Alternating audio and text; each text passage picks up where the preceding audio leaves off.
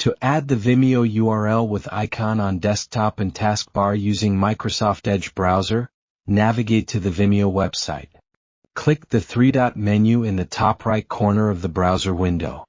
Although this option allows you to install the website as an app as well.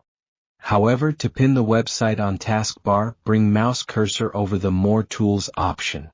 From there, you can choose Pin to Taskbar option. Click Yes on the pop-up dialog. The website shortcut will be instantly added to taskbar on the bottom of desktop screen. To add Vimeo page link as desktop shortcut, resize the Edge browser to make your desktop visible. Then drag the security icon in address bar and drop it on your desktop.